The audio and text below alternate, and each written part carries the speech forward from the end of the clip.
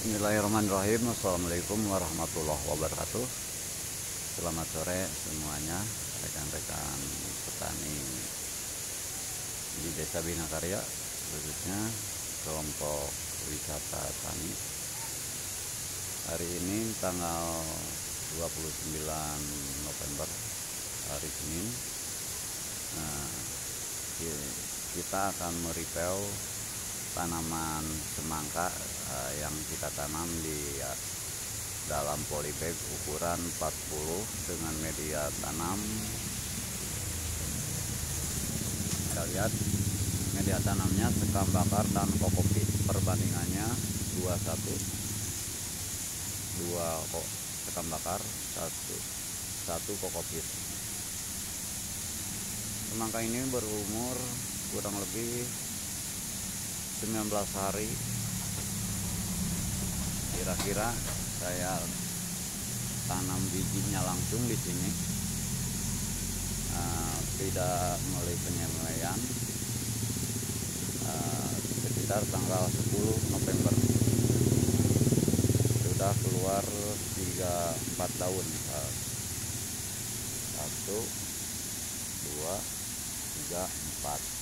Ini daun pembuka, daun biji. Ini daun pertama, daun kedua, daun ketiga, daun keempat, dan ini tunas susulan.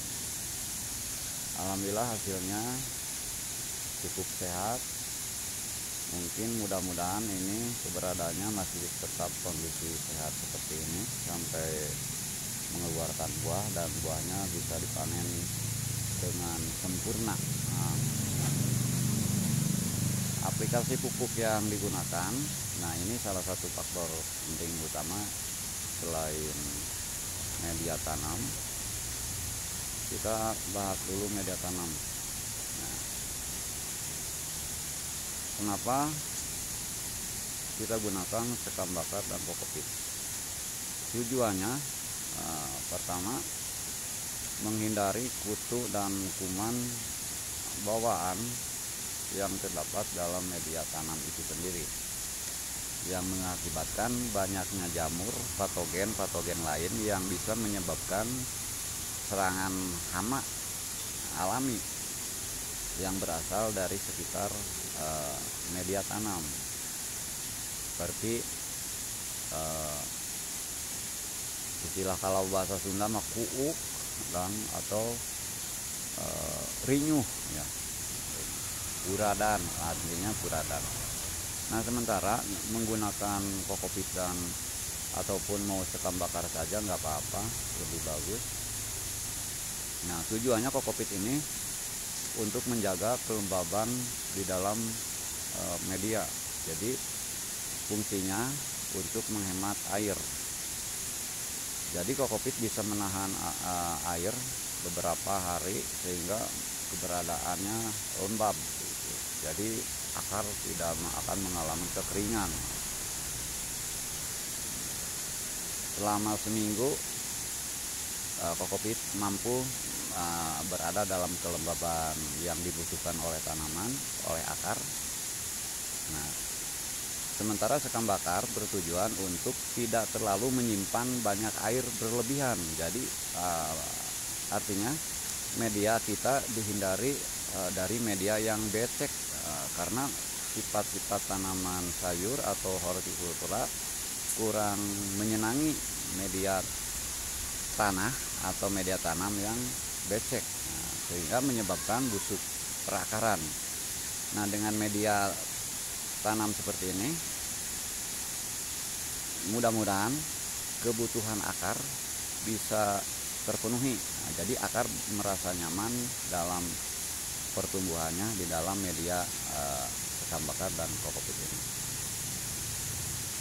Jadi yang pertama, kita menghindari tumbuhnya jamur atau virus-virus lain bawaan dari sekam bakar, dari media tanam itu sendiri, diminimalisir. Jadi kemungkinan kita tahu bahwa sekam bakar itu mengalami proses pembakaran dulu. Jadi selama pembakaran itu sendiri, semua patogen atau virus-virus yang akan mengakibatkan tumbuh seperti jamur saat media saat tanaman ditanam jadi hilang, jadi bersih, netral ya.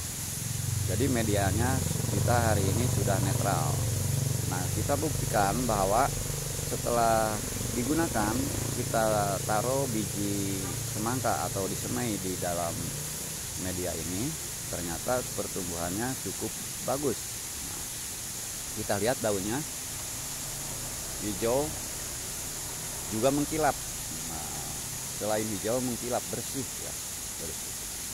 Nah, selain media tanam dibutuhkan nutrisi, yaitu nutrisi hanya menggunakan media nutrisinya berupa asupan pupuk pabrikan. Nah, pupuk pabrikan, sementara medianya tanpa campuran apapun, hanyalah ketan bakar dan kokopit saja.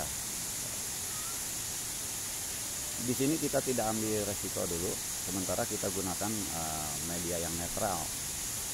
Lalu pemupukannya menggunakan pupuk pabrikan yang diracik saya sendiri dengan komposisi menyesuaikan dengan apa yang dibutuhkan oleh tanaman. Seperti beberapa unsur yang dibutuhkan oleh tanaman, termasuk tanaman hortikultura seperti tanaman rambat ini, tanaman semangka, yang dibutuhkan unsur N, yaitu nitrogen nitrat, atau yang lainnya magnesium, fosfat, dan kalium. Nanti kalium kita tambah saat mau pembungaan atau mulai keluar pentil buah yang akan dibesarkan. Nah, di sana unsur kalium, unsur K dibutuhkan, lalu kita masukkan pada pemupukan. Maksudnya unsur K ini diperlukan untuk menguatkan batang dan fungsi buah supaya terbentuk sesuai mestinya. Jadi masa pembuahan atau mulai masa pembungaan, unsur K ini wajib masuk sesuai dengan dosis yang diharapkan. Di dalam pencampuran ini kita sesuaikan nitrogen, biasanya dianjurkan penggunaannya hanya 15% saja. PO2S atau seperti sulfur dan magnesium itu ada takaran-takarannya. Lalu takaran itu kita buat atau campuran itu kita buat 2 paket A dan paket B. Untuk paket A kita gunakan nitrogennya saja tanpa campuran apa saja. Yang kedua unsur majemuk juga, unsur magnesium dan fosfat ataupun sulfur. Nah, keduanya dipisah dalam satu wadah. Misalkan kita akan buat masing-masing kemasan 100 gram A, 100 gram, ataupun satu pekatan misalkan, satu campuran dibuat untuk 1 liter pekatan cair. Nah, A-nya dari nitrogen untuk 1 liter air, yang paket B-nya sama terdiri dari magnesium dan sulfur, 2 jenis pupuk atau 3 sama MP, atau itu kandungannya sedikit, cuma beberapa gram, di mana total jumlah keseluruhan A dan B itu tidak kurang dari 250 sampai 300 gram. 250 sampai 290 gram untuk 2 liter air, A 1 liter dan yang B 1 liter. Nah, dalam kemasan paketan ini kita kemas seperti itu, bertujuan siap pakai. Jadi setiap mau pemupukan kita tinggal cukup ambil yang A-nya misal 5 mili dicampur 1 liter air, yang B-nya juga 5 mili dicampur 1 liter air. Jadi 1 liter air cukup 10 mili A 5 mili dan B yang B 5 mili. Jadi cukup hemat gitu ya. 5 mili untuk 1 liter air. Nah, satu polybag ini, satu penyiraman tak kurang dari semangkok kecil segini. Nah, kurang lebih paling banyak 1 gelas aqua. Nah, kalau 1 gelas aqua itu 100 mili atau 50 mili, cukuplah 50 mili juga cukup, atau 100 mili. Jadi 1 liter air itu bisa untuk 10 sampai 20 tanaman gitu. 10 polybag sampai 20 polybag gitu. Cukup hemat lah. Nah, ini hasilnya cukup baik. Mudah-mudahan racikannya bisa terus disempurnakan mendekati hasil yang maksimal gitu ya. Untuk sementara racikan yang saya gunakan masih cukup baik, tapi mudah-mudahan bisa lebih disempurnakan karena memang ada beberapa kecocokan seperti diaplikasikan kepada anggur.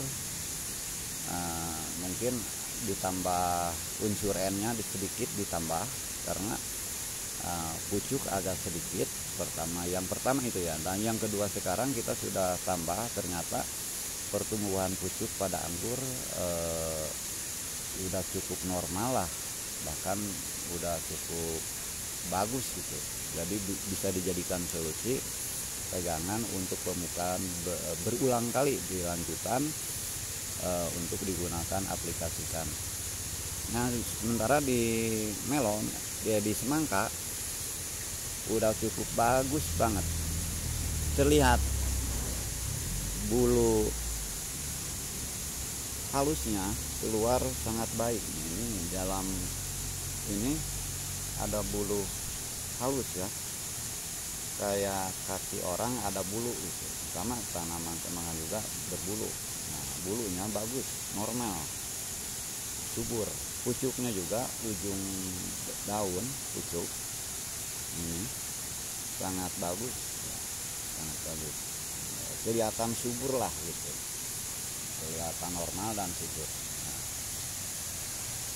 ini mungkin bisa jadi rujukan sebagai dasar ya, sebagai dasar perawatan tanaman di kebun wisata nanti. Bisa dikembangkan racikan pupuknya, dan pola media juga mesti diperhatikan. Minimal media ini bisa dipakai berulang-ulang sehingga kita bisa menekan hama-hama yang mungkin akan muncul seperti patek, kutu akar kan gitu, yang mungkin pada media yang belum diolah seperti tanah konvensional mungkin banyak unsur hama yang terdapat atau terkandung sebelumnya ketika petani menanam, sementara unsur hamanya masih banyak, sehingga ketika ditanami dan diberikan pupuk-pupuk tambahan lain, ada sebagian mikroorganisme yang bukannya hilang tapi bisa bertambah. Contoh seperti kuuk gitu Pak. Kalau kuuk biasanya kalau ditambah media pupuk atau pupuk kandang yang belum terfermentasi dengan baik, unsur-unsur patogen dalam pupuk itu belum hilang seperti amoniak, unsur hidrogen, nah justru akan mengundang makhluk-makhluk lain atau sejenis belatung yang merugikan tanaman akar akan hidup karena akan mengalami proses pembusukan antara media tanam dan media lain yang terfermentasi oleh bagian-bagian yang baru masuk. Selain media tanah, ada pupuk kandang, ada pupuk kimia. Nah, di sana ada sebuah permolesesan atau yang disebut persenyawaan antara kedua bahan yang berbeda akan merubah bentuk dan fungsi sehingga menimbulkan pembusukan. Nah, saat pembusukan biasanya makhluk-makhluk kecil yang biasa hidup di area tersebut akan tumbuh hidup seperti kuuk, belatung gitu.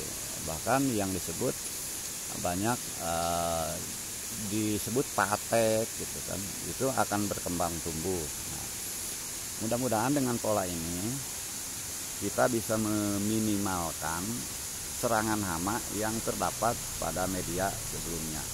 Jadi media ini memang betul-betul netral, apalagi sekam gitu ya, sekam bakar. Setelah dibakar kita simpan dalam wadah plastik yang masih bersih atau higienis gitu. Kita tutup, jangan mengandung udara. Makanya ketika digunakan, apalagi dicuci dulu Pak.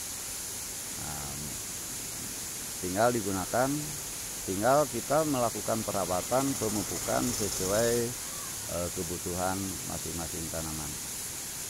Demikian review masalah tanaman semangka. Kita sebentar melihat perkembangan pucuk anggur atau pertumbuhan anggur ya. Nah, seperti yang ini hijau pentung, kita buat fishing trellis pada pinggir saung. Kita ambil gambar dari jauh.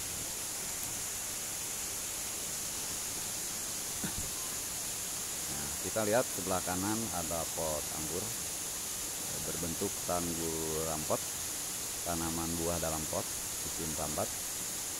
Di sampingnya ada rambatan pada saung yang sebelah sini. Sistem trellis nanti dipenuhi dan di atasnya kita penuhi juga. Nah, di atasnya nanti akan dipenuhi anggur. Ini baru satu batang yang sudah melonjor ke tengah, sementara di belakangnya masih menyusul. Kalau bagian atas kepala saya udah penuh daun, selebar 2 meter sudah tertutup ya. Ujung saung kiri dan sisi kaung kanan sudah terpenuhi anggur atau daun anggur. Sementara sisi kiri selain semangka di dalam, di sisi kanannya juga terdapat rambatan anggur. Kita lihat yang lain di belakang. Nah, ini kita manfaatkan halaman rumah di samping, walaupun tidak luas tapi cukup masuk sekitar 50 pohon lah, skala padat. Jadi lumayan untuk kebutuhan rumah tangga, atau kalau memang buahnya bisa lebih banyak, bisa bermanfaat bagi orang lain juga. Nah, ini selain anggur, ini anggur jenis emir, kita manfaatkan juga bawang merah di atasnya, montok-montok juga. Ini bawang merah montok, sehat.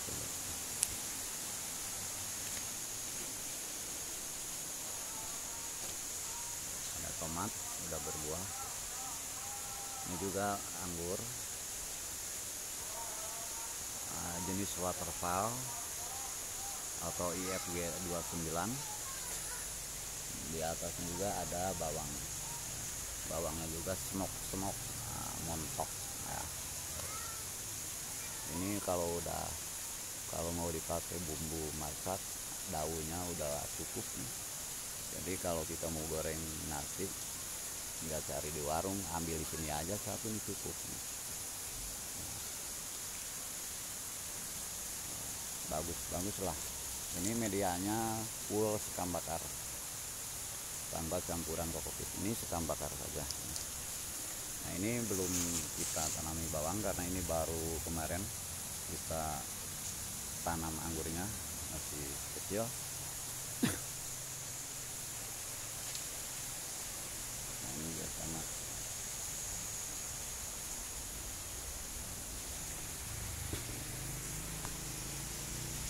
Nah, ini bawang yang tanpa tanaman lain, ini bawang saja dalam polybag ukuran 30, muat 3 siung bawang. Udah besar-besar kayaknya, udah terbentuk buah.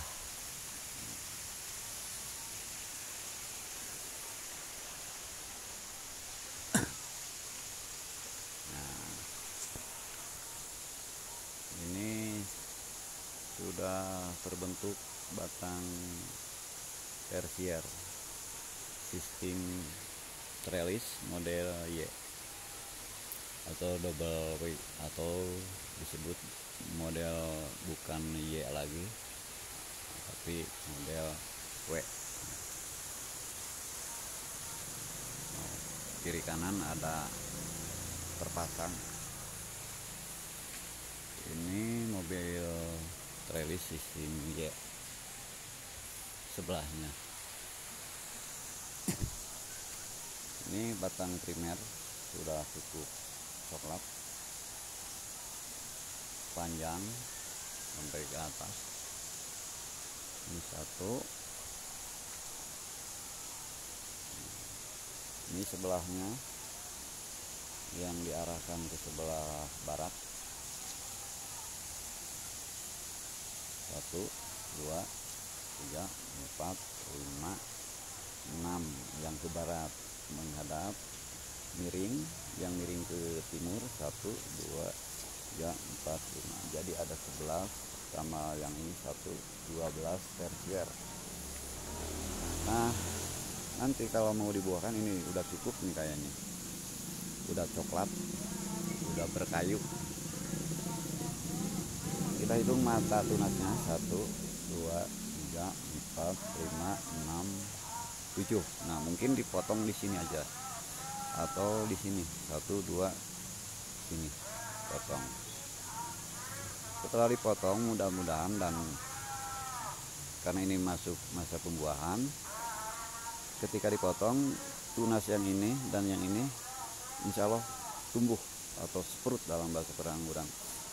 Setelah tumbuh ini akan jadi 2 cabang ya, 1, 2. Ini 2 dompol atau 2 tandan keluar buah anggur, atau 1 tandan di sini sama akan keluar 2 tandan juga dari 1 batang. Jadi 1 batang ini akan menjadi 2 batang dengan jumlah tandan maksimal 4, minimal 2. Jadi kalau ada tersier 12 kali 2 24, ya udah mungkin 24 dompol. Insya Allah 1 pohon menghasilkan 24 tandan dari panjang sekunder semeter 20 dari ujung sini sampai sini. Nah, ini batang primer 1 meter dari tanah, kita tutup karung karena ini masih kena hujan, menjaga ini becek, media becek kita tutup karung. Karena belum ada mulsa, ya udah pakai ini aja lah. Nah, ini dari tanah 1 meter sampai lekukan ini kita bengkokkan. Nah, ini batang sekunder 1,20 meter. Dari 1,20 meter begitu kita rawat 12 tersier. Jadi 1,20 meter menghasilkan 12 tersier. Setelah dipotong, tersier ini makin banyak. Kalau dipotong di sini cuma 2, sisanya 1, 2, 3, 4, 5, 6, 7, 8, 9, 10, 11, 12, 13, 14, 15, 16, 17, 18, 19, 20. Kita hitung 10 saja. 10 kali 6, 60 mata tunas. Kalau 1 mata tunasnya itu kita jual Rp1.000, jadi Rp60.000 ya. 1000 kali 60 jadi 60.000. Kalau kita jual 2.000, 120.000. Kalau kita jual 5.000 per mata tunas atau 2.000 rupiah, ya 120.000 dari batang tersier yang terpotong akan menghasilkan uang sebanyak 120.000 rupiah. Kalau itu harga paling murah gitu ya. Selain dijual, kita bisa diperbanyak, dibuat bibit sendiri. Setelah jadi bibit, satu mata tunas itu dengan kondisi bibit sebesar ini nih. Nah, bibit sebesar ini harganya 100.000, paling murah 70 atau 60.000. Ini umurnya 2 bulan. Setelah tadi mata tunas yang satu ditempel di sini, setelah 2 bulan dia akan tumbuh sebesar ini dan akan mempunyai harga yang berbeda. Kalau tadi mata tunasnya, satu mata tunas itu antara 2.000 sampai 5.000, bahkan sampai 50.000 tergantung jenis dan varietas anggur.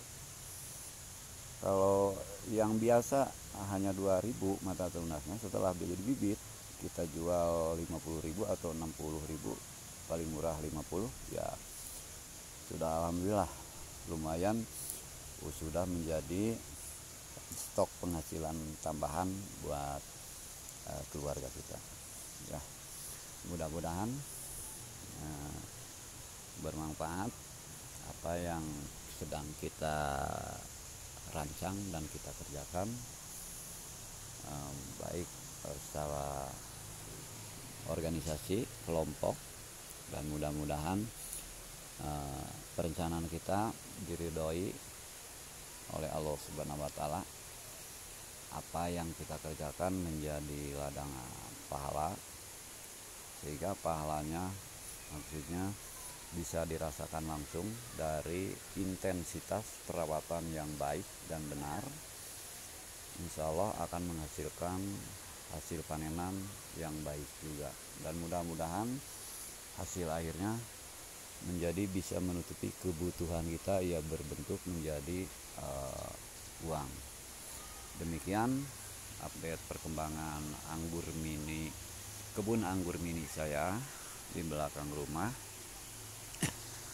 untuk dijadikan bahan renungan, bahan pertimbangan dalam sebuah pergerakan penataan kebun wisata desa di Desa Binakarya. Sekali lagi saya ucapkan terima kasih kepada semua pihak, terutama tim pengelola wisata desa, untuk diberikan selamanya kekuatan, ketabahan, dan keuletan di dalam menggali semua potensi yang ada untuk dikembangkan menjadi penghasilan yang luar biasa. Billahi taufiq wal haq. Wassalamualaikum warahmatullahi wabarakatuh.